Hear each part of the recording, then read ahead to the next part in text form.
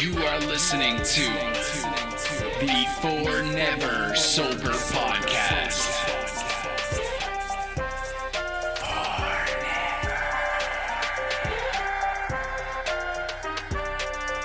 Welcome, everybody, to the For Never Sober podcast. My name is Justin JLB, alongside the Joe Nathan, or is it John Hayton? Simply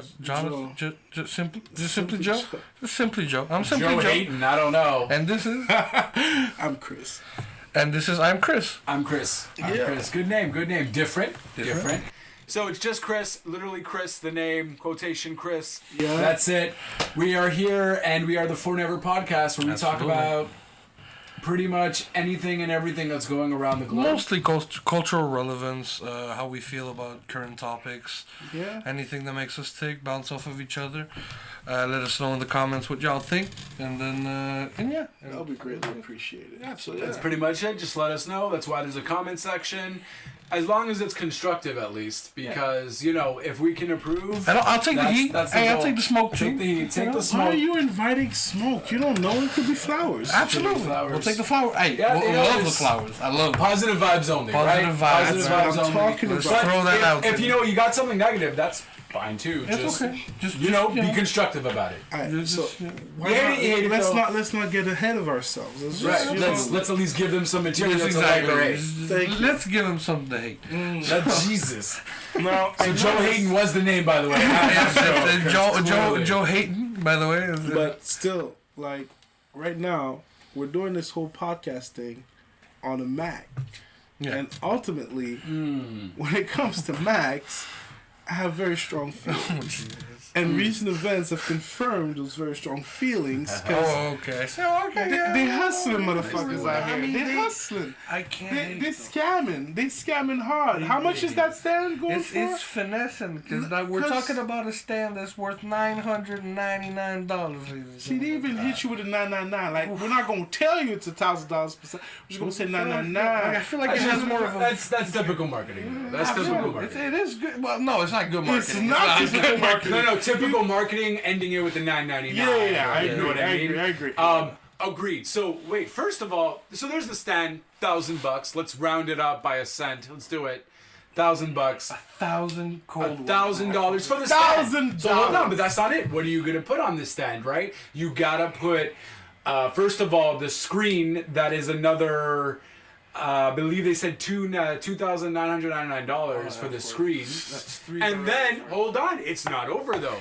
You also got the actual computer, which is the new one they're coming out. It's $499 for the actual computer itself. Yeah. And then there's like a mini version shit. for $599.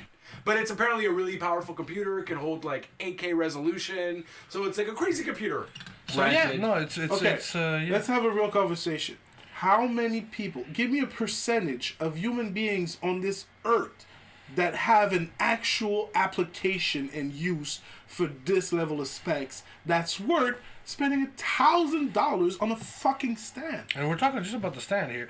Like, if we gross up the amounts that JB just threw at us, it's what it like 10 grand. It's like, yeah, It's like it's 10 grand. ridiculous. Easy. To get a setup to do what? Like, What are you doing? All right, you're a master editor at things. You Well, work for Vogue magazine. that I and think is what they're come trying on. to go for. But at the same time, Apple has had a following for so long too. Listen, right? Apple is a cult at this point. Right. Listen, some people buy Apple just because it's Apple, and that's what bugs me.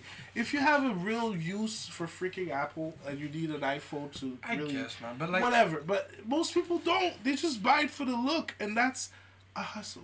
Yeah. That is the perfect You're hustle. absolutely right, but on that note, I mean, even I, at a less expensive, way less expensive level, I have the brands that I like too.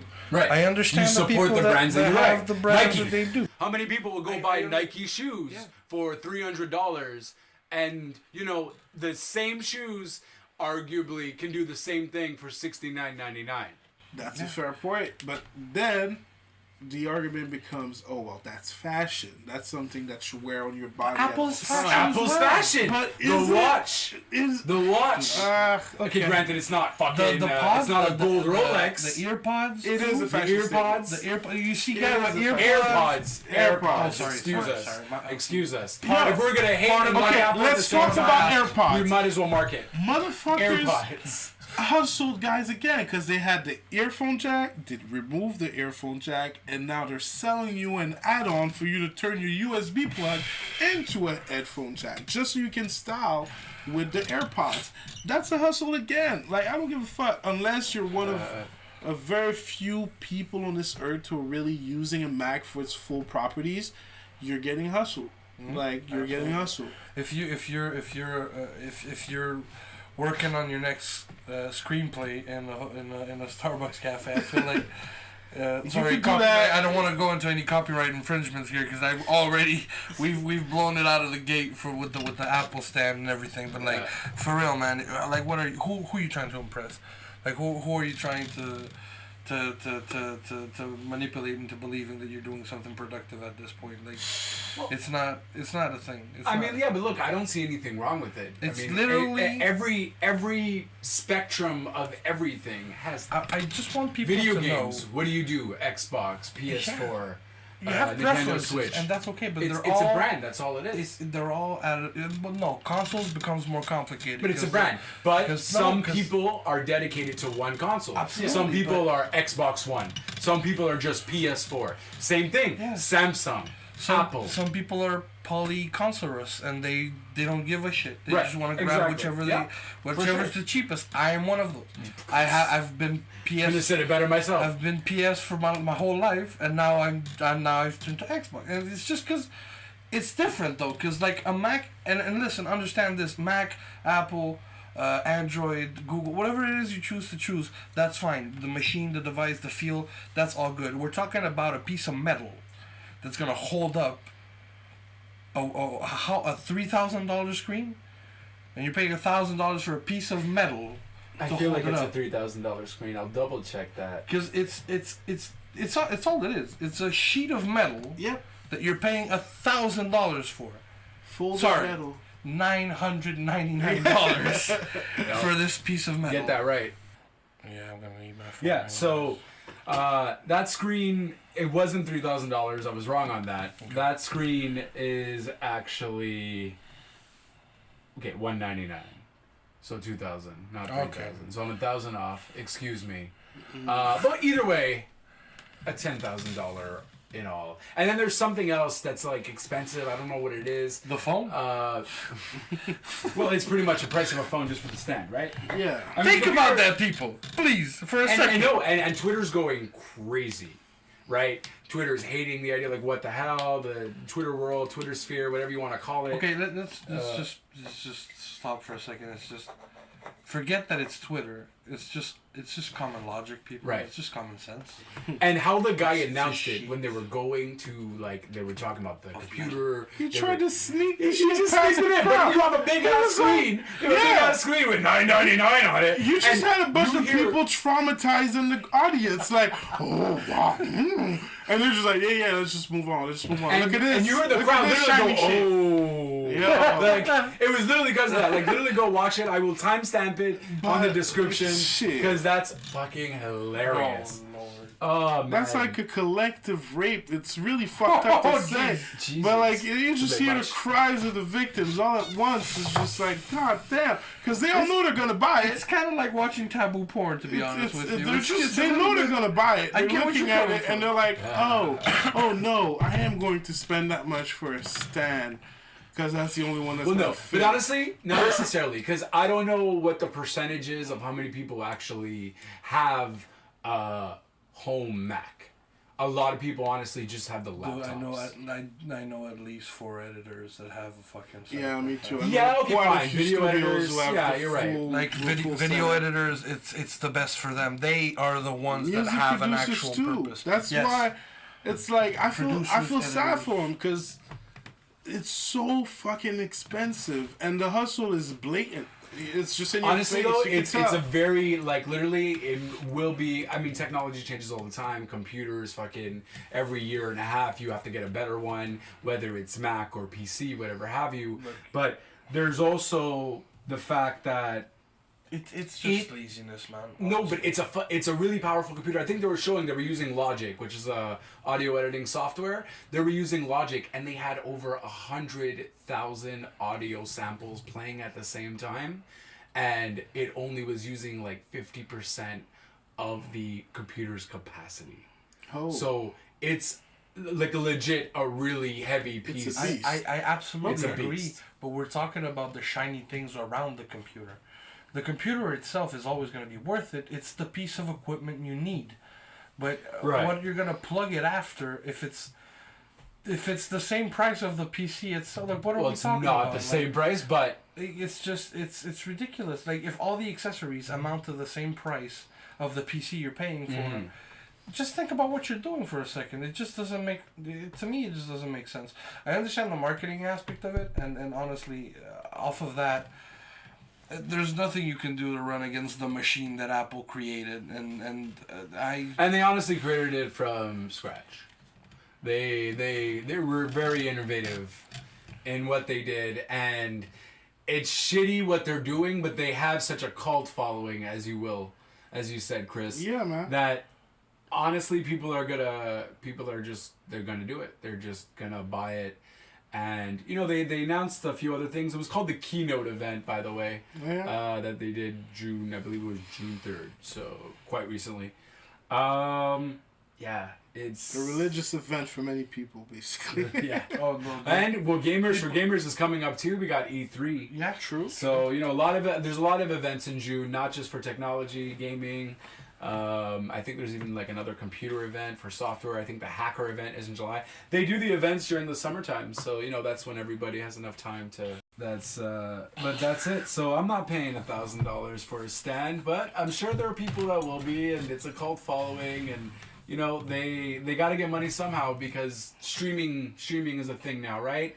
We saw their event before, them talking about the Apple Card, and now they're gonna have a. I'm waiting for the Apple fashion to come over and just them selling me a T-shirt for $1,000. Well, right now, actually, I think they're really going to be focusing on their streaming because They have to. Streaming 'Cause that's the wars. next thing. There's streaming wars coming up when it comes to all types of content, whether it be music or otherwise. So I feel like Apple is Gaming, probably video. going to try expanding in that field because they already have a good right? market within their client base. But they already have that because that's why their last event they announced. I believe it was called Apple TV, not the actual the equipment there, but Apple TV. Oprah's gonna have a show on it as a service. Okay, yeah. So they have to, and they're even coming out with a gaming thing. So eventually they'll have some publishers in that. Yeah. So as exclusively to Apple. Stadia is coming out for Google, and right. Stadia is probably gonna revolutionize a lot of aspects of gaming.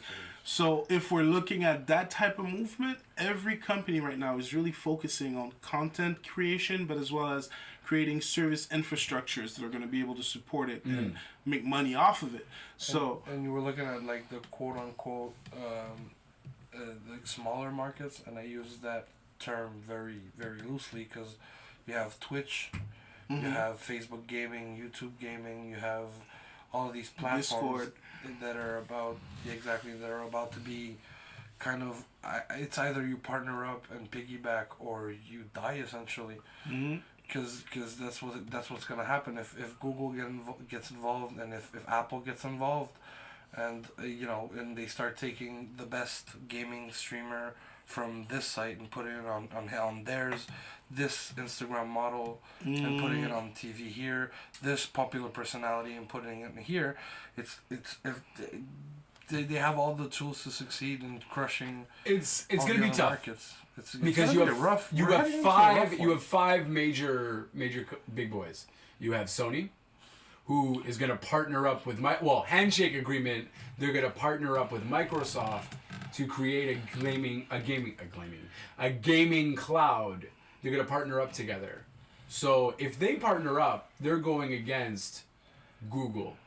They're going, but this is for the gaming industry. Obviously, Microsoft and Sony have been at the top of the game for so long, but now Apple's talking about going in. I think Apple's a bit too late in trying to get into the gaming market. Like, don't even try. Like, you're dealing with head honchos like Sony, Microsoft. Nintendo Switch is not even as big as those guys, but they have their cult following. Don't downplay the Switch, though. I'm not downplaying the Switch. They're there. On a global market, it is absolutely... Because we tend to think locally and nationally, but internationally and globally, these companies, not only the cult following, but also just the fact that it's copywritten to certain specific games, like whatever Zelda's quoted, whatever Mario's quoted, whatever. Oh no! They got money. They're good. Sure. They have a following, absolutely. And they're also, very innovative with their stuff. Following on that, like the gaming is just it's we're in the middle of an evolution completely. We have like PUBG started it. And then with the battle royale style, and also with the free game in-game purchase that Fortnite absolutely destroyed. Right. And they crushed the market with that. And then we have Apex now, and a lot more games coming through. Where like, am I gonna pay $80 for one game, and then keep paying forward, or am I gonna play a game that I can download for free, get as much and as further as I can? All the streamers are playing those games. The world in its entirety seems to be enamored with it, and it just makes sense. It's just a Pokemon Go started a beast. That ties back to what I was saying. Basically, it's the fact that when it comes to entertainment, these big giants are going to have to find new ways to make money with it, with the content and with the services. Because we're not living in an era where you can monetize things as easily as before. So when it comes to free things, whether we're talking like PUBG or things of that nature, exactly, you make money off of other things. You make money on the back end in different ways, and that used to be non-existent, but now it's a thing. Same goes to music, because music, there's a lot of free ways to get music. Like pirating is a reality. It's been a reality for a long time, but now it's just that's essentially why accessible to everyone. Out, right? You know what I mean? Absolutely. Exactly. SoundCloud instilled a certain kind of platform for other companies to get that idea. Well, a lot of companies started that. I mean, when I think of the cloud, I'm automatically thinking of Microsoft and Apple. Yeah. Apple innovated the cloud a lot too with iTunes, and they came out with the cloud. But Microsoft, I feel, was there for quite a while too with Outlook, right? Outlook, the OneDrive. Like, cloud is where everything is going now, obviously. Now everyone's getting involved. You have your own cloud storage that you can get from anywhere now with any site. Oh, get our cloud. You know what I mean? So all these companies put something into the market and innovated it. I feel like HackerFest is gonna have a fucking field day with all these clouds that they've been hacking for the past however months. The most recent one I think was Iggy Azalea, which I still think it was a publicity stunt for like an upcoming something album or whatever. And like and don't get me wrong, like. As soon as you get something leaked out there, then it's not something that you wanted out of the universe. Iggy Azalea. I might not know this story. The white the rapper, yeah, I know who she is.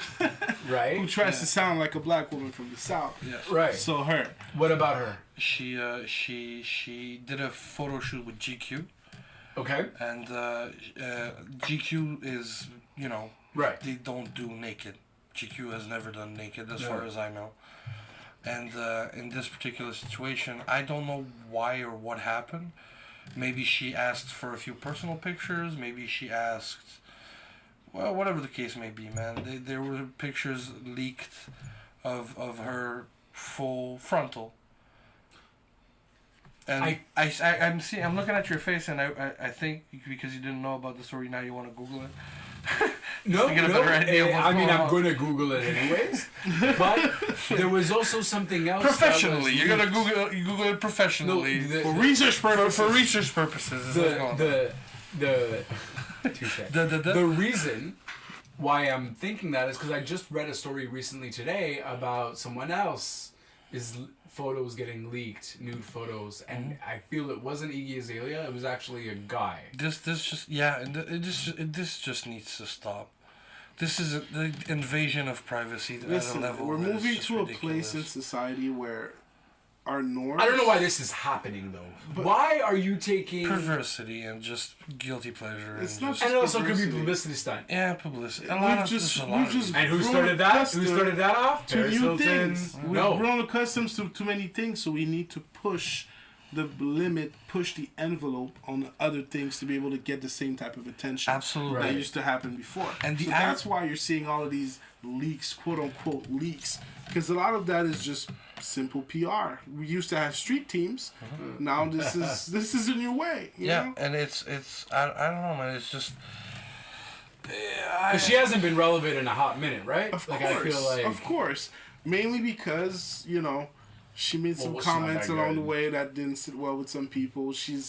Her personality as a rapper itself is very questionable. Her quality on the mic, she basically feels like an avatar for a bunch of ghostwriters and industry people who want to make some money. Absolutely. So that's why ultimately she wasn't really embraced. And also she happens to share the name Azalea with Azalea Banks, who felt like she was ripped off by her taking that name, and that caused some tensions along the way. So yeah, she's had it rough. To this whole point, like, and the irony as well. On the other hand, on the other side of, like, to the point you just quoted and you just mentioned, like, we're getting to places where we need to find new ways to get attention and, like, extreme ways to get attention that way. And on the other spectrum, we have to be so PC all the time.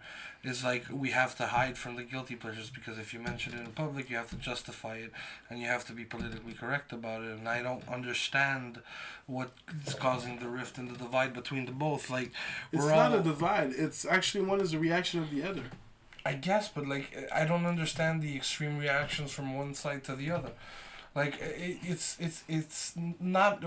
Let's start, like, by saying, back to my point, I don't think it's okay for anybody to leak anything, right? Except whatever politically, like, whatever is, like, of relevance other than personal stuff from personal individuals.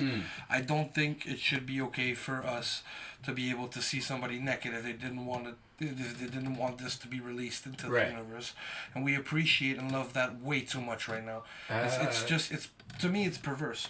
Like, it doesn't make sense. It's not only an invasion of privacy, but just outright a human right violation. It's a breach of trust. Absolutely, it's a violation in and of itself. Like, I don't like to use the term, but it's rape of your privacy. It's just it doesn't.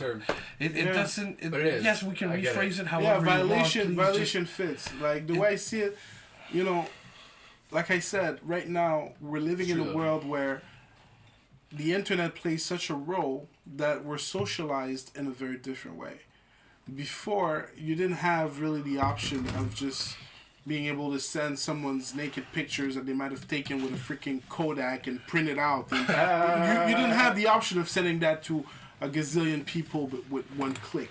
Just that one special person gets it. Exactly. Right? That one special. There's that one picture. Because I'm pretty sure those prints were expensive back then, too. They were expensive as shit. So, it's a different world we live in. And we need to update the rules and update the ways that we approach things.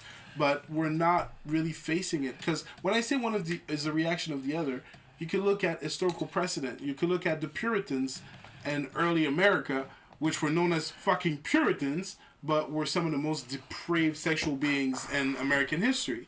Because that's always the contradiction. The more depravity you have, the more there seems to be a need to present to the world, to the public face, a more highfalutin, a very, like, high code of ethics, and a very, like, judgmental approach to things. So it's human nature in a way, and I feel like there's too many factors involved for us to try to just address one little piece here, because it's all connected to other things going on in society. Right. It's just expressing, like, small points of views of all these things, and I just I find it perplexes me that we're heading this way, and how far are we gonna head into this, where we have the gram and the thirst traps and all of that, and we have Bama on the other side, and like when I say Bama, I mean Alabama, and like it just feels like we're what the fuck's going on? It's just it's the where's the disconnect? And then to your point that you're saying, it does have a lot to do with ancestral ways of thinking of going. Yeah. We just, first of all, as humans, let's try to respect each other's privacy and not leak all of these things around. Like, because not everybody, it's not for everybody to see. It's for you. You made that decision. That's personal. If you want to market it after and then do whatever, that's fine. That's on you. But like, at least be honest about what you're doing and don't act like oh Lord, no, I didn't want this to go through. Like, come on, that's not true. Yeah. And whether you like it or not, this is how it's going. And honestly, I don't think it's anything new. Yes, in terms of the physical stuff we're doing, it's new, but I feel like this was always kind of just human nature, or it's been human nature for quite some time. The minute the internet. Sure, there's good people, there's bad people, but at the end of the day, there's people who have been craving, this kind of attention, who are just, narcissistic in that sense, or only looking towards their own goals. I just feel like we're we're gonna hear this term a lot here, but the quote unquote negative is surpassing by a mile the positive. There's a lot of good progress we're making, and we're not publicizing, and we're not. Well, yeah, we're just not using it properly.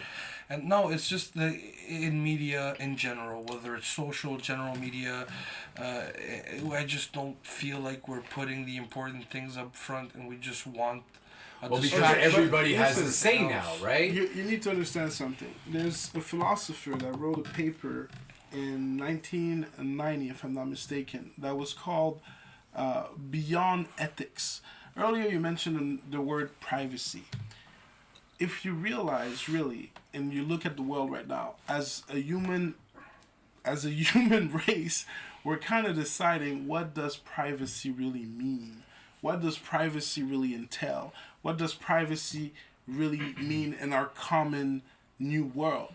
And that's why in China you have freaking a social score now with facial recognition on all the freaking cameras. That's part of that, because they've decided that for them, privacy does not mean that you don't get to be tracked and judged and rated. That's not part of their privacy. Here, in the Western world, we're still wrestling with what privacy means. That's why reality TV plays such a big part in our lives and entertainment, because it is a different look at entertainment through a lens where we remove privacy from a set group of individuals and decide what environment they're in. Their privacy, that's the basic of it. That's the basis of it. And that's also why cam girls and all types of remote sex have increased so much, because we crave the illusion of privacy. But there's this. I don't think cam girls is a thing anymore, by the way. Oh, it's still very much strong going on, by the way. A lot of people you guys have been on way too many sites. I'm sorry. We're just a lot of people. We're just culturally educated that way, that we know these things. I just think that the divide, social privacy versus personal privacy, like cam girls and all this thing, they want it to be social, and yes, it's intimate, it's my personal self, but it's I want to put this out socially, versus my personal information, like my social security number, my things like that, and you spying on me on what I'm saying to get a better sense of what you should market towards me. That's personal privacy that you're spying on, versus the social privacy that I don't mind being out, and that hypocrisy between the both, like not allowing you to use social privacy and put it out there because I want it out there, versus the personal privacy and you using that because you think that is going to better your economy or better the narrative of where you're trying to go politically is at the same line. Is absolutely fucking perplexing. Again, I use the term, it just dumbfounds me that that's where we're at culturally in this day and age, and like personally. And there's no even line between it now, because we go out for, you go out for food, there's going to be someone at that table, possibly could be me sometimes, Instagramming what you're eating or whatever, you know what I mean? There's no line anymore. There's people who have literally their social media, whatever's on their wall. Facebook wants to know what's going on in your life. Guess what? You're giving them the whole Bible, the whole story of what's going on during that day. So there's not even a fine line anymore. I don't think anyone's doing the social security, putting their numbers out there. No, but let's put that in a different context though. If you go to the border and you try to get into the United States of America, they will ask you for your social media information. Right. So that they can check your social media. If you choose to decline to give such information, you're automatically flagged. Right. Because they're like, how come you ain't got no social media? That ain't right. That don't sound right. We need to have some social media on you so we can know what type of person you are. I don't know if that's entirely legit, though. It is true. And I mean, it's true that they can ask you, a reality. But if you say, hey, I don't have it. We're on the ground. They're going to check. And if they, they're the type of people, well, I can't say they're the type of people, but ultimately, it's the type of system that basically takes for granted that, okay, this is a social norm. This is what most people do. Right. If you're not part of most people, you're worth having a look at. It's that simple. So yes, they do flag you if you don't. If you're saying I don't have it, or you're telling them I have social media, but I don't want to give you my information. It's almost ridiculous that we're getting to the point where if you don't use social media, you're not normal anymore. You're a deviant. It's always been like that, right? If you didn't have a crazer back in the day, you weren't cool, guys. Not at this level, because this is it's a service. For sure. It's a service that allows communication to a different level, which is a huge part of the human experience. Social media has a hold on humankind in a way that nothing else has ever had in the history of man. Because even radio wasn't a two-way street. Television was not a two-way street. Social media was designed to be able to have a situation where every single human being is able to have a certain platform while also receiving information from around the world.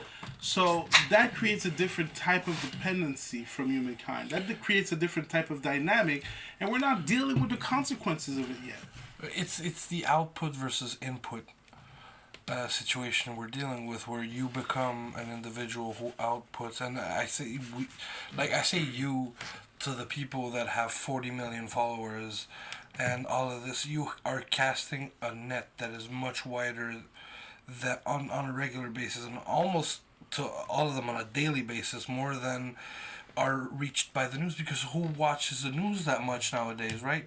A lot of people still do. A lot of people of older generations and generations that now want to be informed so that they can point that what the general media is saying is not accurate, and I want to point out this point and that point.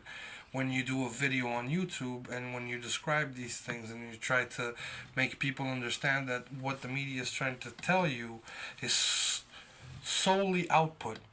It's all just take this in your brain, take it the way I'm saying it, and they don't even give you a choice to think about it. They just tell you how to think about it, and we've evolved past that, where we have ourselves become a source of output in the way that we intake the information socially with a platform like Instagram, Twitter, Facebook, all the Snapchats, blogs, whatever. Yeah, whichever it is, you put your voice out there and somebody listens to it, whereas there is no, and that's solely your control, and you're choosing who you want to follow and whose opinion you think is the best for you, as opposed to having a pre-established opinion pushed on you by general media like CBS, NBC, Fox, CNN, Fox News. That's where I have to break in. That's why I have to break in, because here's the thing. It's true that when it comes to social media, we now have a variety of voices to speak on different issues. It is also true that this new state of things, this new state of affairs, has opened us up to a larger quantity of disinformation, misinformation, and propaganda. That is a fact. Yeah. Now, some people are doing that unknowingly, simply because they're parroting and repeating what they've been fed by certain entities, while others are very well aware of what they're doing and using their different platforms to manipulate the masses in different ways. Now, when we're talking about mainstream media, the number one news station in the United States, news station is a very loose definition for this because it's truly the media arm of the Republican Party, but Fox News is the leading source of news in the States. That's the news station that most Americans watch. And Fox News, no, that's a fact, but Fox News is not the same thing as CNN and MSNBC and CBS and everything else. Those stations all have their flaws. But Fox News, you cannot lop in Fox News with the rest of them because Fox News is a very different beast. I absolutely Fox agree. News is a true incarnation of the manipulation of the public minds, of true disinformation, of fully politicized propaganda. And that's a scary thought because right now they got their guy in there and they're just literally puppeting him along. You can literally track the reaction time from Fox News doing a report on a certain topic to Trump tweeting about it and taking executive action about it. I'm curious to see the new.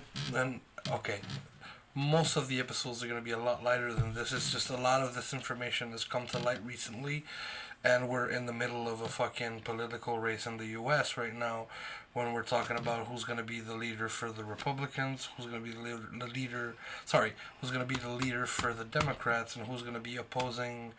I think if they still go with Trump, because there's a lot of talk about people exposing him, and then just impeaching him, and JLB is clutching his fists and his mouth like, why are we talking about this? This isn't entertaining. Well, look, no. And look, I usually, there's three things I usually don't like talking about. Look, and I don't mind. One is religion. Yes. One would be politics. Because at the end of the day, who's to say what is what in misinformation? Absolutely. Whether you're a Democrat or a Republican, CNN, one would argue is more Democrat. Yeah. Fox News, one would argue no arguing there. More Republican. CNN is a centrist station. It's supposed to be. But at the end of the day, it's more left-leaning. Now, one thing I would have to say in terms of your journalist comment about all journalists being biased, I wouldn't necessarily agree with that. Okay. Because, yes, you have CNN who might be one-sided. You might have Fox News who might be one-sided. There's a lot of information out there. And that's generally why I like doing blogs and things like that. Because at the end of the day, listen, I want to be able to provide you with proper info of the actual facts.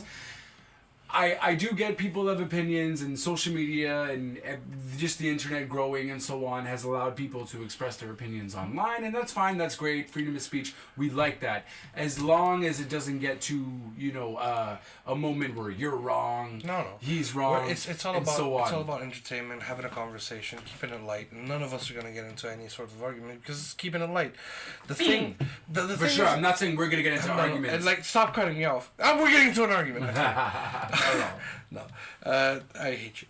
But the thing, the actual stigma I want to get rid of is the points you talked about. That I stay away from religion. I stay away from politics. I stay away from rights of this and that and the other. Let's get rid of that stigma and let's start talking about it. Let's start lightly, baby steps. We don't have to get deep into any of this. We're barely scratching the surface, and that's all we're going to do. We're not going to get heavily into any of that, but in this climate that we're in, socially and just globally, I think maybe it's time to get rid of that stigma. Am I wrong? It's cringing to watch and to see somebody bring a point and nobody feel like they should maybe take this opportunity as a teachable moment. Right. And not address when it's said, and I want to get rid of that dining room stigma. I want to get rid of that water cooler stigma where because as long as you express your who's doing it now? Who's doing it now? It's Joe Hayden, baby. I'm doing it.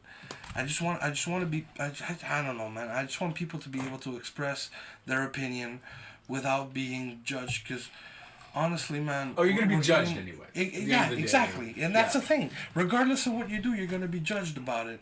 Like, it doesn't make sense to me that you would suppress however feelings you have, because you have a voice. Here's the thing. There's a few things that have been brought up and addressed in the last few minutes, and I'm gonna basically address them piece by piece. So the first thing that was addressed is the Chris Minute, ladies and gentlemen. This is a new segment on the podcast. The Chris Recap. Chris addresses. The first thing... I am Chris addresses. The first thing was about a very old adage which goes, there are 3 topics you never speak of in polite company, and those are politics, religion, and sex. Now, I am of the opinion that these 3 topics are 3 topics that are fundamental to human life and human nature, and topics that should be able to be addressed when in the company of people capable of addressing them in an intelligible way. Right. So, my approach to these topics is always an approach of everyone has a right to their own opinions. No one has a right to their own facts. That is my leading principle in all things. Is that a quote from somewhere? It's a quote from someone. I'm not sure who said it originally. It's a great quote. But I love it. It's a leading principle of mine. Literally, everyone has a right to their own opinion. No one has a right to their own facts. And when it comes to these types of topics, I try to be as fact-based as possible, because these are topics that I hold dear to my heart and topics that I do a lot of personal research on. So if I choose to speak on some of those topics, I usually only speak on topics that I know what I'm talking about. If I don't know, I'll listen. You know what I mean? That's kind of part of the human experience once more. Right. So, one of the things you said later on was about the principle of showing both sides.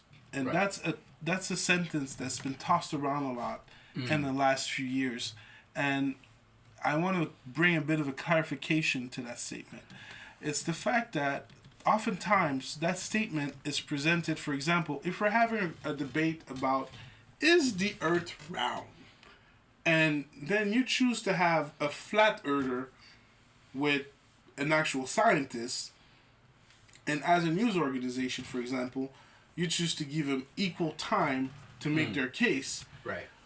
In today's world, that doesn't feel like responsible journalism. That doesn't feel like intellectual honesty, because we truly know that the flat earther theory is bonkers. It's bullshit. You know? Right. So to act like both have an equal claim to the topic is intellectually dishonest. We're Canadian. We subscribe to logic.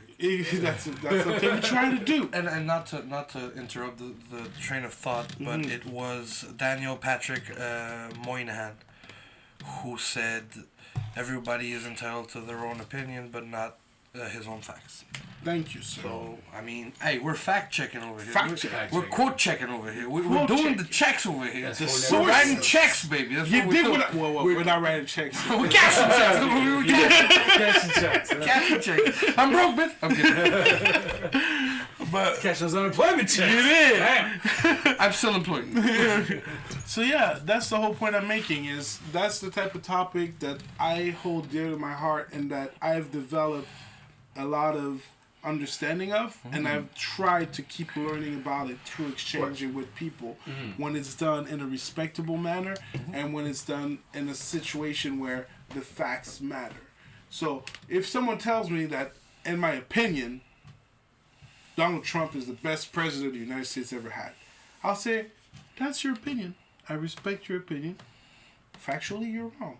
But that's okay, because that's your opinion. You have a right to that opinion.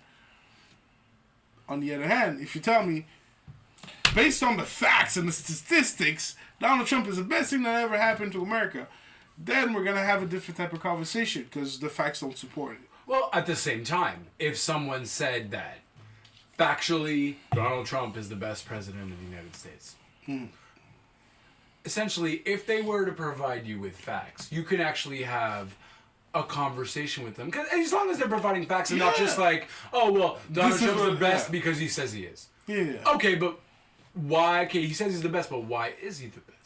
That's a good point. You know, why is he the best? Okay, well, I can bring you this, and he did this, and so on. We Great. can compare Then that's apples a to great apples. conversation. You can compare apples to apples. Exactly. Yeah. Exactly. I wonder who was the first to quote that Joe Hayton. Who? What? Apples to apples. Apples. Apples to apples. I mean, we can do the search, but like the whole topic to me is like it's a debate to have and it's subjective, right? Well, actually no, because we can fact check and we can be actually quantifiable of who was and who wasn't the best president, and because there are metrics towards that, so we can look at numbers and men lie, women lie, numbers don't. I understand that. I don't know who said that either, but numbers. Joe Hayton, you have to. But like. I will. I'll come up with the answer. I will. All I'm saying is that it's still subjective because at the end of the day, like, you know, it's all about the perspective of where you sit on and your beliefs versus the stats that are going to be provided to you. Because you can make numbers say whatever you want at the end of the day, whether you want it or not. Because one president could have done a lot of bad for something, but a very little good for something very important, whereas another president could have done a lot of things for something little important, but a lot of bad things. That's a good argument. That's actually a good argument. So the point, if we base ourselves off of that point of view, I don't believe. Exactly. He's the best president because of this. But I don't believe, based on that, and just let me finish. My point is just that I don't. If we base off of what I just said, is it arguable that Donald Trump as a president isn't the worst president of the U.S. of all times? Based on how much good versus how much bad you did. That's a different question. Is he the best or is he the worst, or two different questions? Okay, so fine. But base yourself off of that question. We all know he's the most despicable president of all time. Like, but see that again, arguable. Actually, if you follow your logic, that would be subjective. I played myself. I'm a fool. You just played yourself. I played myself. But, hey, check yourself before you wreck yourself. I didn't check myself. Another quote. I'm pretty sure I can maybe remember. I think that was some sort of MC in That's the 90s. the woo. That's the woo, my nigga. Baby. But anyways, like all I'm saying is like, yes, still subjective, but all of these things is just, it's subjective at the end of the day. And that's why I'm interested into the upcoming race to the top to see who the next president is going to be for the United States of America, and how well they're going to be able to play with their friends. But here's the thing. Okay, that argument is a very good argument because you're right, and I'm going to bring it in a way that's going to... Because here's the thing. Make it make sense, bro. Make it make sense. I'm going to make it make sense. That kind of makes sense. I'm going to make it make sense. I mean... Because here's the thing.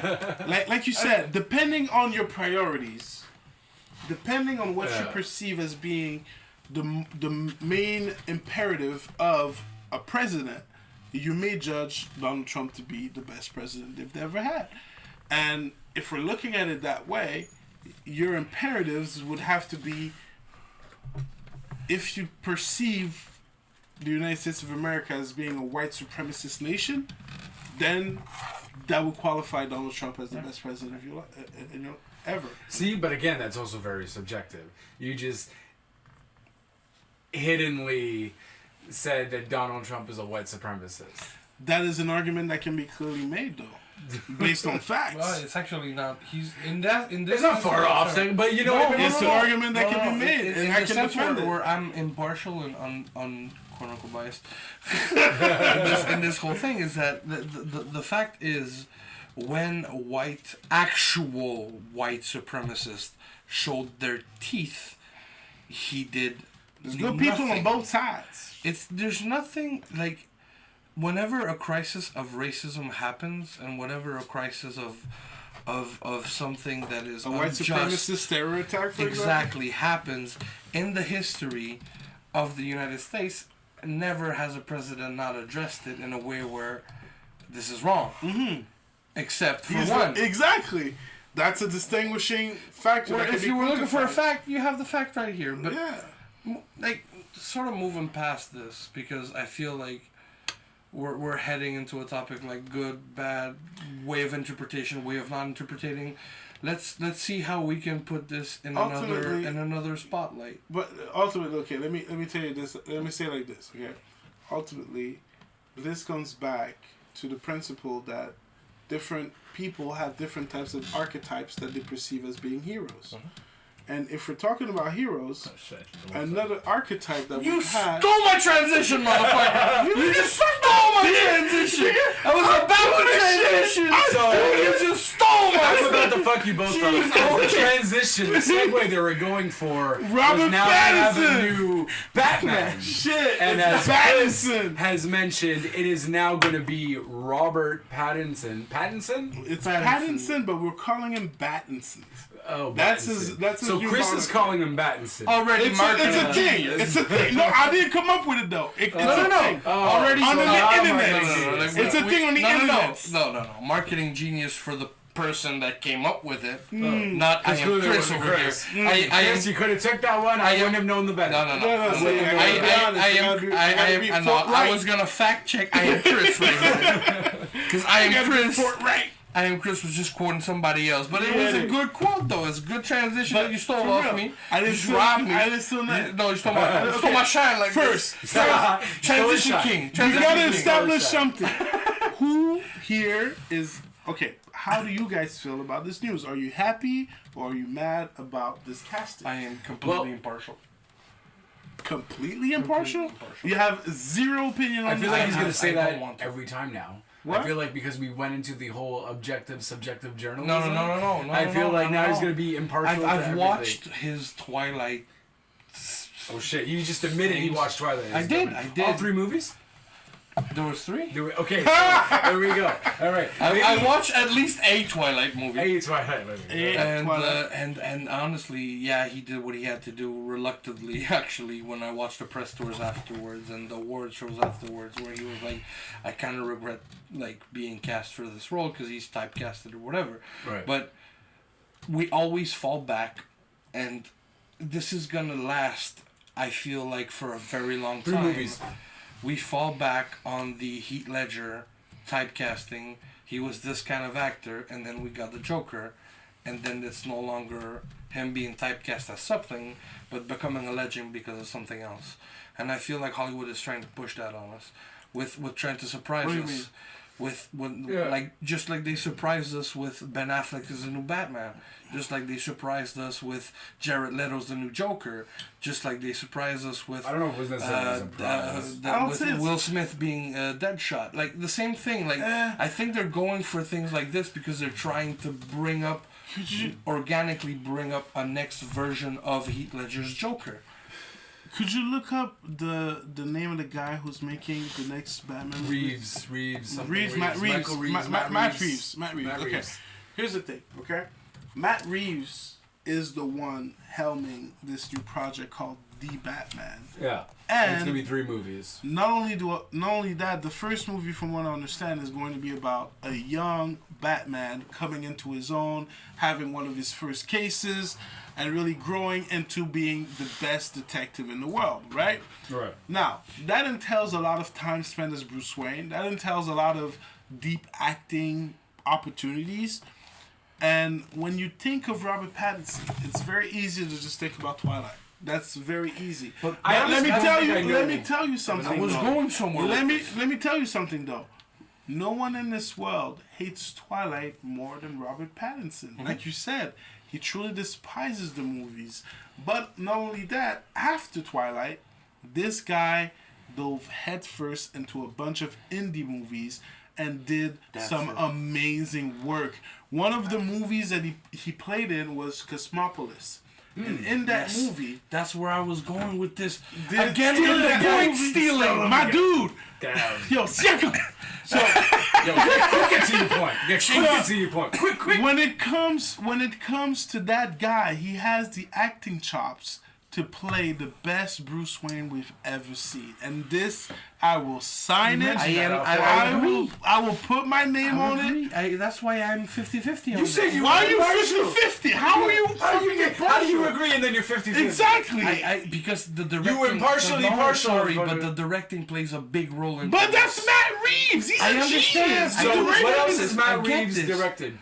I forget the fucking names of his movies. So you're owning this director. And I'm gonna like go on this. Matt Reeves is the guy to be doing this movie. But like, why? They trust him a lot, and I'm trying to remember exactly what he did, and I'm looking at. So while you do that, so clearly now we're gonna have Robert Pattinson. Is it Robert? Oh yeah, he did Planet of the Apes, War of the Planet of the Apes. He did Cloverfield. He did Let Me In. Dawn of the Planet of the Apes. He did a bunch of movies. He's been in the game for a while. Look, he's got the skills to really deliver on that movie. Every single Batman movie, and I'm gonna set a lot of people alright with this, and I'm gonna set them. Set him up. Let him up. Let him up. I'm gonna light him up. I'm gonna light him up.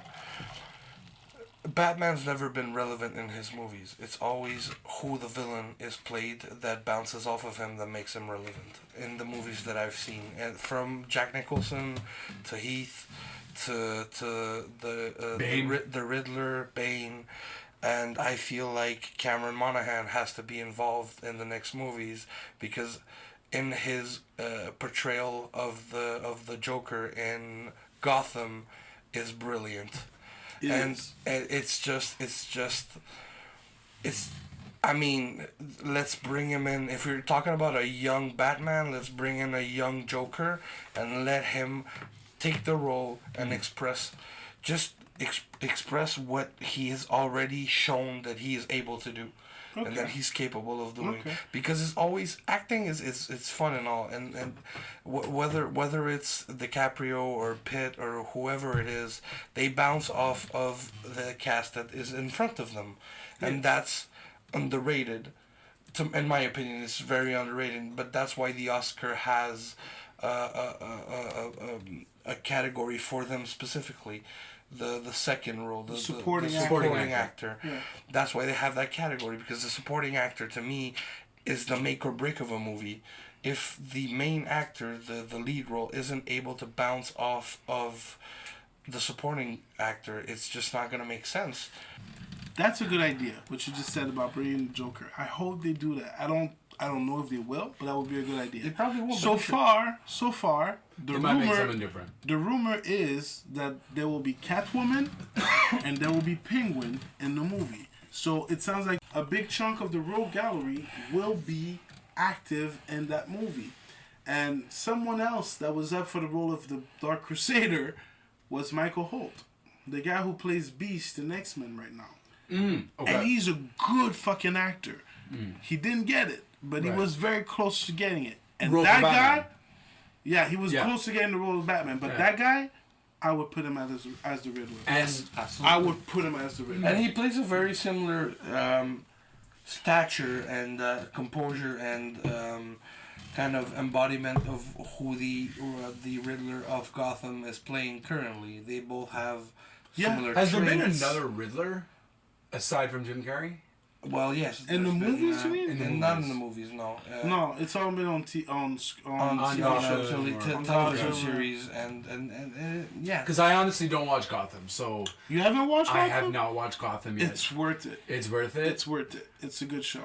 It's a really good show. But so that's it. So, but if the thing is, I feel okay. Wait. I gotta give a caveat to that. It starts slow. The second season is kind of sucky, but it gets really good. So yeah. So I gotta endure 2 seasons to get into it. But the first season is good. The second season is less good, and then the third season keeps absolutely. And to that point, Robin Taylor, who plays the Penguin on Gotham, I think, man, like honestly, and it just feels like I'm putting Gotham over right now. Definitely, I'm putting Gotham over. I'm definitely putting Gotham over. But I think they want to keep those universes. They probably want to keep the universes universe technically. different. Well, yes. Yeah, it's DC, but the same universe is different from the news. Right. It's not from the news, man. And that's why they're gonna come from the news. Breaking news. Breaking Gotham news, ladies and gentlemen. I just want Gotham them to Times. peak. I want them to peak because I'm a fan, but I want them to pick some actors that are similar. If they're not gonna go with the same actors, they're because definitely not. They're notorious for not picking the same actors from the series from TV to movie, and it's understandable. But understand the same way how we feel about these actors playing these roles, whether it's the Joker or the Penguin from Gotham. Pick somebody that has the same allure, the same portrayal, the same. Here's my rebuttal to that. Only. No, for sure. Because it doesn't make sense to have old. It's okay. It's okay for them to pick someone else, and let me tell you why. Because we're getting back to the topic earlier about the streaming wars. DC has a new streaming service, and when it comes to Gotham, right now in the U.S. Let me finish. It's not just going to be in the U.S. It's also going to expand outside of the U.S. Eventually. So that service in and of itself is going to need a lot of content. So there's going to be a lot of spin-offs. And when you look at shows like Gotham and things like that, that's ripe for a lot of intellectual property that can be used in different ways. Just like things like The Flash and Arrow and all of that shit. Going strong. They can fucking flip it to do whatever the fuck they want. Even though it was on the CW, it's still their IP. It's still their intellectual property. They can do whatever they want. Yeah, but that's Disney. That Marvel and Disney. Disney obviously has the Disney Plus coming out. Disney Plus is coming out in Canada in November for the States. In Canada in 2020. Flash is DC, so Flash is gonna be with the DC streaming service that they have already launched. Because I only heard a few things about I don't think it's officially out everywhere necessarily. No, it's only in the States right now. That's why Teen Titans. They're piggybacking off Netflix, right? Yeah, well, yeah. For the rest of the planet, they're still gonna piggyback off of somebody else. But listen, all of this is just to get you to spend money on streamable services. But that's the market which we're heading for. That's what I'm saying. Right. We're heading for a market where you get to pick and choose whatever the fuck you want to consume and pay for it in different ways. Mm-hmm. That's what's going on, and that's the moment that we're living in right now. We need to recognize that. Because here's the thing. Our generation, Generation Y, we're the generation who saw the before the internet and then and then we were kind of born into the internet though. Well, I was born in '87, right? So I remember when I first had the internet come into my house. Right. I remember the days before internet.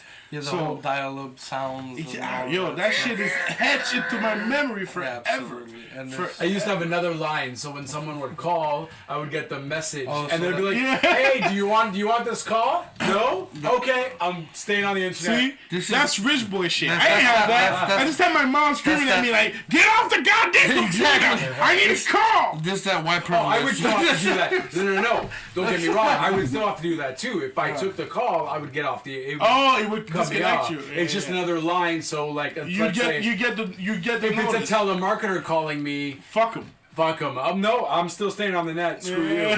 I'm gonna Napster and chill. Yeah, fucking right. Kaza. Remember fucking Kaza?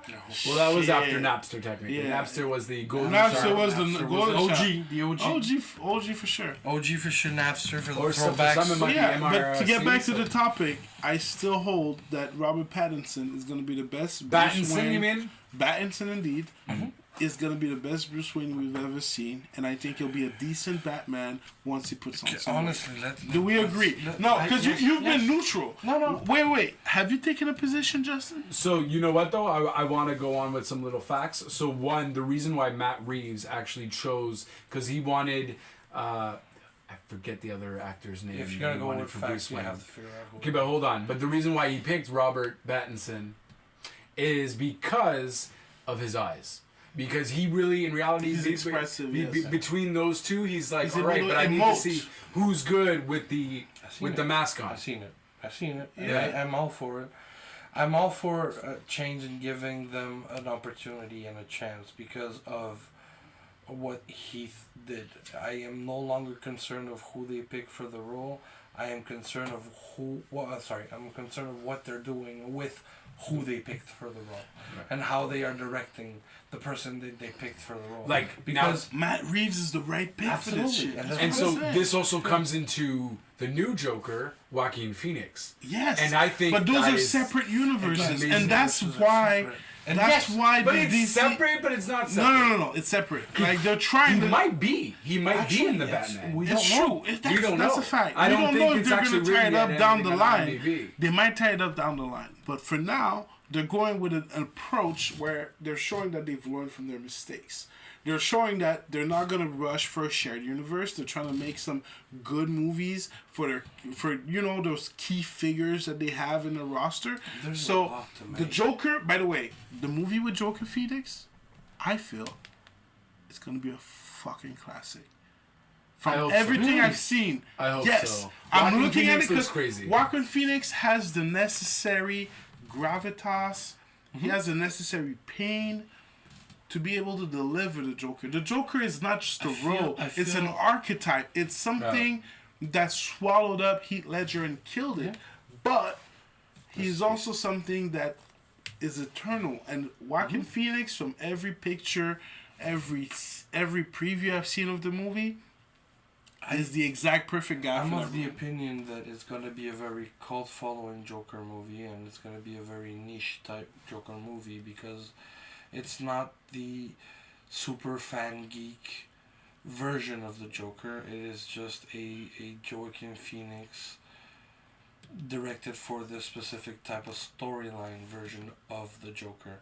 And because it goes when he's younger, right? Exactly. So it starts off when he's younger. I don't think he even faces Batman in the new Joker. For the people that know what I'm referring to, it's the Killing Joke.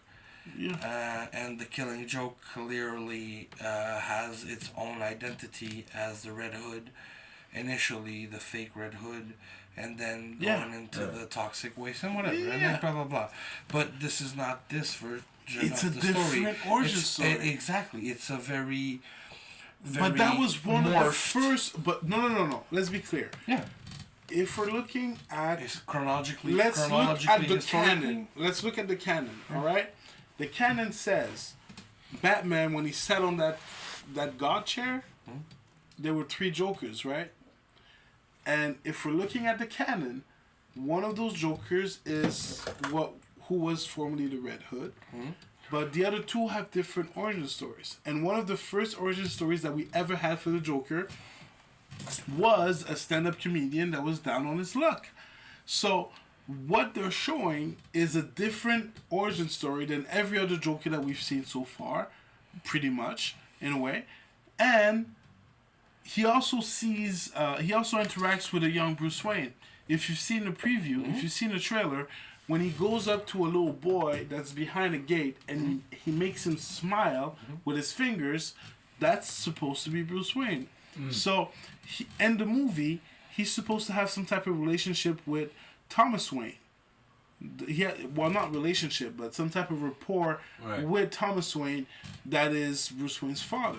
So, what that really leads to, as far as an origin story, could be all types of shit. Right. And it's worth checking out. And I feel like Joaquin Phoenix is the one actor that I know, being a method actor, would completely melt into this role and do it perfectly right. So, if he's able, it sounds kind of macabre. Not better. I wouldn't say better. I'd say different. Yeah, very different. It's going to be, because they would literally have 2 different origin stories. Because Heath Ledger's Joker origin story is a former special ops guy. Whereas this guy is a former stand-up comedian that turns crazy. Right. So, totally different. He has one bad day and he turns crazy. So, yeah. Persona and portrayal of a character that was played originally, and there's nothing that I would have loved more than an origin story with Heath, but that we'll never get that. I want Joaquin Phoenix to actually succeed in this project to give us the closure we need from Heath. I think this is what he was going after originally. He wanted to take that portrayal, and this is my sole and unique opinion. I've not read anything pertaining to this. I have not seen anything pertaining to this, but I really believe that Joaquin Phoenix wanted to take a bit of what he did and give it his spin on things so that people could see where he wanted to land, or no, not where, but how he landed where he landed, and just put his piece of identity into what's already cemented to make it make sense from a background point of view to what we've already seen. And I think this is the perfect setting for it. I don't think he's gonna do that though. Because I think it's really, he wants his own Joker. Because there's 3 of them. If we're looking at canon, there's 3 Jokers, and he's okay. So can you explain to the non? what do you mean by canon? Because if we're looking at the comics, at some point, Batman takes over the chair. I think from is his name Mobius or some shit. A very advanced being that's godlike, and the chair has the power of giving him any information. So the first question it asks the chair is, who is the Joker? And the chair returns an answer that says, there are 3. And it shows him 3 different pictures. And from the depiction of the pictures, one of them looked like the Jared Leto Joker, which was more of a gangster type of Joker with kind of a shaved side head. One of them looked more like the traditional... One of them looked more like the traditional Joker from Jack Nicholson Joker. Heath Ledger. No, not Heath Ledger. Not Heath Ledger. The previous guy. I forget his name. Ricardo. Oh yes. I forget his. Please look up his name. Yeah. I'm on it. Yeah. And the other one looked more like the Heath Ledger type of Joker, if I remember correctly. I might be mixing those up. Yeah, you're right, because there was the first... I think it's the Mobius chair, if I'm not mistaken. That is the comic where it's basically when Batman becomes God. It's when Batman has like that God armor. It's he just takes over that chair and he reaches the level of a god. And at that moment, that's the first question it asks the chair. Cesar Romero was the... Cesar Romero. That is correct. Thank you, sir. So yeah, basically, man, I feel like when it comes to what Joaquin Phoenix is doing with that role, he's trying to carve his own, and that's good. And legacy. He should. Yes. He definitely should. There's no written rule that says that you can't carve what you want to. He might have a nod. Let me be clear. He might have a nod to the work Ledger did before. Definitely. To me, I think that would be enough for me. That would be enough. Because ultimately, I want him to deliver a different Joker. I want him to deliver a Joker that's gonna make me leave that theater and be like, shit. The reason why I'm mentioning it this way is because I believe this could be a pre and post. This could be a this is what I was and this is what I became. Okay, but that's the thing. Because so guys, that doesn't work. Fun little fact, in terms, since we're talking about, we were going with the Joker. So Joker is coming out October 4th, if I'm not mistaken. The Batman, the new one with Pattinson, is actually supposed to be scheduled to be released according to IMDb on June 25th of 2021. So June 25th, and the other one is what? Well, October this year. October 2019. So there's 2 years of difference between the both. Yeah. So I don't think they're going to be related. They're not going to be related. No, they're not. I don't think. But that's what I'm saying is this project comes out of Joaquin willed it into existence, and he said it himself. I'm not gonna do this role unless it's an origin story and unless I can portray it the way that I think that it ties into everything. And I truly believe there has to be a nod there. There has to be, because they were both tremendous method actors.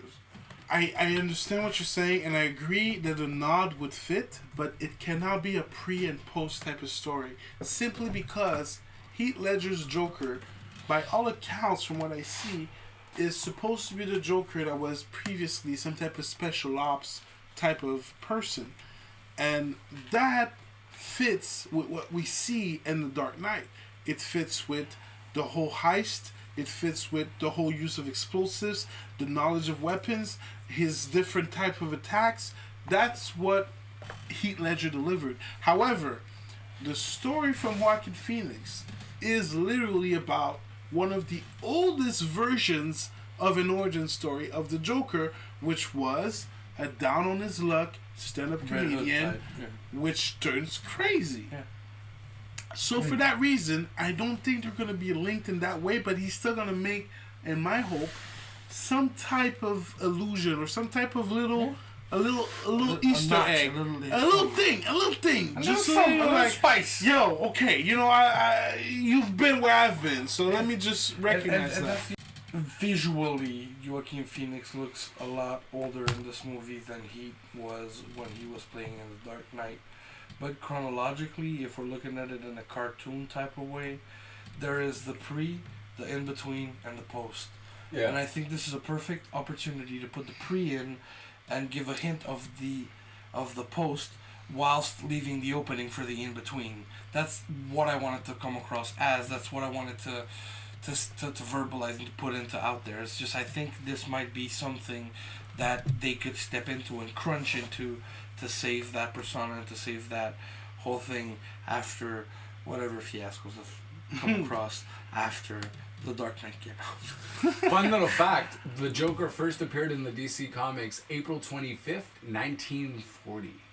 That's when he was first introduced. I mean, and originally he was supposed to be a one-issue character, but people, for some reason, people liked him and they brought him back. Yeah. Because he's an archetype, and that's I'm not gonna get too deep because like I'm a very spiritual person. So when it comes to the archetype of the Joker, that's a very deep statement. The trickster, in and of itself, is a thing, but this is just one of its most potent examples in everyday life. And speaking of potent, oh, that's right. So we have Forbes announced it first. Jay-Z is the first hip hop rapper. Billionaire. His name is La Familia. Jay-Z is the AKA first rap Sean Carter. Billionaire, aka Sean Carter. And he makes a long list. All of it. He is the first. Go ahead. Rap billionaire. So he makes. Granted, so I also was researching how many billionaires are there in the world. So, 125. 125. In North America. Do you realize that any one of these motherfuckers could decide to end world poverty or world hunger? Actually, do you realize that a lot of these people, the reason why they have billions of dollars is because they don't end anything? That's true. They keep it to themselves. Yeah. Now, not to make fun of the billionaires and so on and so forth, but I guess that's what we did. Yeah, that's a little bit besides the point, but it's important to know. Like, it's important to know, like, where we stand in terms of billionaires, but they could stand. They could wake up any day and end world poverty. I mean, like, I feel like Bill Gates has been trying for a little while, but all of this, and I don't know exactly what he's up to. I don't know. Nobody knows. I know Akon's been doing good work. I think he's the second or third richest man in the world. So yeah, Warren Buffett, I believe, he's like second. He's like usually like Amazon. Mr. Amazon is first. Yeah. I forgot the guy's name. Jeff Bezos. Yeah. I mean, he just lost half to a very. That's true. Because of his divorce, he can't be number one anymore. Yeah, and the Forbes list came before the divorce. So let's all be. And there's another guy. I think he's Indonesian. I think Jack Ma or something like that. I think he's number one most likely. And we all thinking we have Google devices. Yes, Alibaba. We could. I think he owns. Well, I mean, I said North America, so I'm sure there's a shit ton elsewhere. Yeah. Saudi Arabia, I'm sure there's. So 125 is just in North America. If by any holy chance, shit! If by any chance Bezos' ex-wife is listening to this, baby, won't you come my way? I don't think. Something I like to say. I don't think she's in the market for. She's not. She ain't ready for that caliente.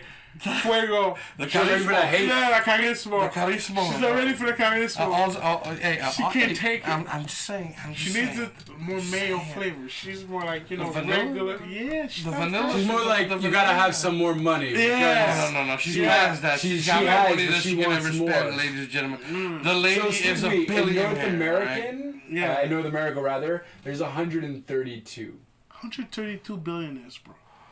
You realize any one of these motherfuckers, any one of them, could just wake up and be like, let me start on the world. Okay, so in the excuse world me. of the Eternal Pharrell, eligible bachelor.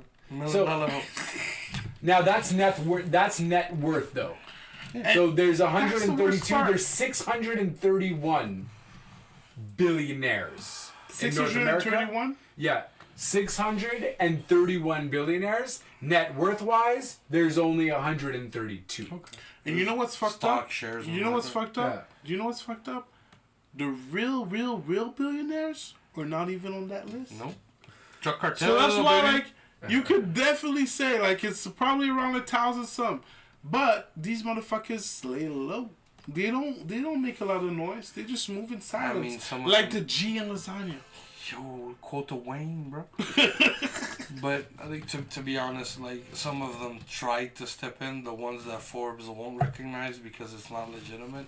Yeah. And it just doesn't end well for them. And it doesn't end necessarily well for the ones that try to step into the limelight and just try to make this world a better place to live in. And it's disgusting. And it's absolutely fucking literally, but world rank, Jeff Bezos is the richest person in the world. Again, pre-divorce. Is it? Because that's what I'm saying. Is the divorce finalized? As of 2018. That's out of date. Nah, it's out of date. Out of date. I feel like she got at least 40%. She got 50%, my nigga. No, I think she got 50. No, actually, I read half. She went to the judge. She looked at the judge and she said, "My dude, give me actually." January 9th, Bezos and his wife of 25 years, Mackenzie, announced on Twitter their intent to divorce after a long period of separation. April 4th of 2019. Announced on Twitter, it just tells you. But here's the thing. Where we're at. This motherfucker. Keeping 75% of this couple's Amazon stocks. Yeah. So Bezos has 75%. 75% of the Amazon stock. Of the Amazon stocks. So and Mackenzie's getting the remaining 25%, which is with net worth of $36.6 billion. Shit. However, Bezos would keep all of the couple's voting rights. Okay. So I think she's literally only getting 36.8 billion in shares. But only, guys, only 36.8 billion. Only. Hot diggity damn. Low self-esteem. Because he did cheat on her on the way out. Exactly. That's how he got caught. Exactly. He cheated on her with a girl, and her husband found his dick pics, from my understanding. And his dick pics got leaked. Speaking of leaking and shit, he's all out there. You know what I mean? So, we talked about, we didn't actually get into the core just in the sense of why we were talking about billionaires just in the long run. Yeah. So first and foremost, plenty of billionaires out there. As Chris alluded to, nothing's going on with, they could definitely help out the world in curing some kind of stuff, but it's not happening. 24 hours. It is what it is. Humans are assholes. That's what it boils down to. It's been established for centuries. So Jay-Z, first rapper billionaire. Kudos to him. He has a freaking multi-million-dollar wife. Another girl who actually made a huge achievement was actually the Rihanna. Thanks, asshole. Was Rihanna. She's actually the richest celebrity. Singer. If I woman singer. I believe it's celebrity. That might be valid. I feel like this might be foreshadowing for the next episode that we figure all of our things out. Why the fuck are you foreshadowing shit? So, because I feel like fun fact, into connecting that though, we got Jay-Z, we got Rihanna, the two richest celebrities in that regard. He gave her the game. He gave her the blueprint. And he gave her the blueprint. Pardon the pun. But here's the thing, though. Jay-Z. Let's keep this in mind. Jay-Z started out as a crack dealer in Marcy Projects. and moved on to become a freaking business tycoon. This is Marcy Millionaire, baby. And he has shown what grown-up hip-hop looks like. 444, if you've ever listened to 444, you understand. This is what a grown-up MC sounds like. Yep. And he's laid down, again, a new blueprint for the future of the game. I'm never going to disagree with his model of operations, because Rihanna was literally singing DJ Please Pun the Replay with that forehead of hers. And then 2 months later, after signing with a whole... She got under his umbrella. Exactly. Corporation of Rock Nation. Yeah. Hey, You know, it's the Rock in guys, here. and look, and you guys just mentioned before, if you want to freaking transition into a whole thing, numbers don't lie. There's a reason why Jay-Z's the billionaire and Rihanna's up there somewhere making those millions. He gave and her the he's- game. He gave her the game. blueprint. So there's a reason why he's the billionaire, and this is off many things. It's not just the rap. reason why she's Clothing. She understood what the blueprint meant from what Jay-Z gave to her, and she understood this is what I need to do, what I have, and what I want to do. Want is the important word here, because she did all of this off of her own volition and off of her own will, and succeeded, and became a household name on her own, but with a solid push from Hove. And she is one of Jay's biggest successes. The dynasty continues, man. Absolutely. Like, ultimately, I feel like a lot of people who hate on Jay-Z just hate on the fact that he is truly, like, I'm speaking here as a rap fan, a hip-hop born person, and as well as an MC. There is no one you can put next to Jay-Z when it comes to comparisons. No. He has done things that no one else has done. Absolutely. And that's just like the reality of it.